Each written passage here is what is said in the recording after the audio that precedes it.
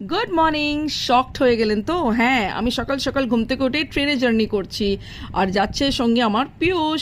তার হাতে রয়েছে একটা কেক। আমাদের আছে ইনভিটেশন বারুইপুরে।